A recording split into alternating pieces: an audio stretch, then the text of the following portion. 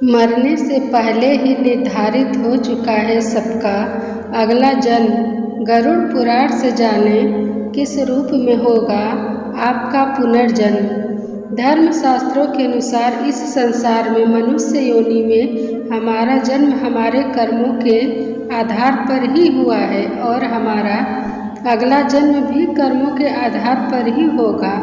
गरुड़ पुराण के अनुसार व्यक्ति के अच्छे या बुरे कर्मों के आधार पर उसका अगला जन्म होता है। मृत्यु को लेकर गीता में भगवान श्री कृष्ण कहते हैं कि जन्म और मृत्यु जीवन का ऐसा चक्र है जिससे हर किसी को गुजरना पड़ता है। इसलिए संसार में जिसने जन्म लिया है उसकी मृत्यु भी निश्चित है और यह अटल सत्य है। गीता में यह भी कहा गया है कि मृत्यु के बाद केवल शरीर नष्ट होता है, आत्मा नहीं।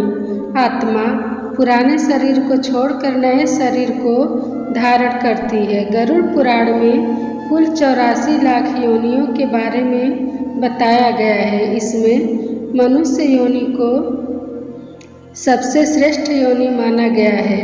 गरुड़ पुराण में कर्मों के आधार पर जन्म लेने वाले योनि के बारे में बताया गया है, यानी मृत्यु के बाद आपका जन्म किस योनि में होगा यह पहले से ही निर्धारित है, क्योंकि आप अपने जीवन में जिस तरह का कर्म करेंगे मृत्यु पश्चात उसी के आधार पर आपका अगला जन्म भी होगा।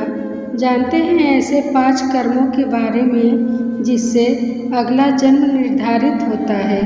धर्म का अपमान करने वाले। जो व्यक्ति धर्म, वेद, पुराण जैसे धार्मिक ग्रंथों का अपमान करता है, ईश्वर के प्रति श्रद्धा भाव नहीं रखता और पूजा पाठ नहीं करता, वह आस्तिक कहलाता है। गरुड़ पुराण के अनुसार ऐसे लोगों का अगला जन्म श्रान यानी कुत्ते के रूप में होता है। मित्र के साथ छल करने वाले। दुनिया में मित्रता का रिश्ता सबसे खूबसूरत होता है, लेकिन कुछ लोग मित्र के रूप में शत्रु बने रहते हैं। गरुड़ पुराण के अनुसार ऐसे लोग जो मित्रों के साथ शत्रु बनकर छल करते हैं, उनका अगला जन्म गिद्ध के रूप में होता है।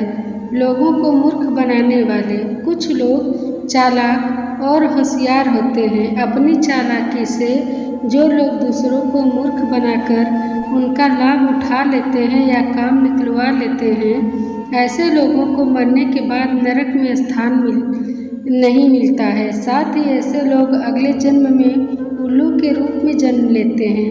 गाली गलौज करने वाले। कहा जाता है कि कंठ में माँ सरस्वती वास करती हैं, इसलिए जिन लोगों की वाणी में मधुरता नहीं होती और जो दूसरों को बुरा भला कहते हैं या हमेशा गाली गलौज करते हैं, उनका अगला जन्म बकरे के रूप में होता है।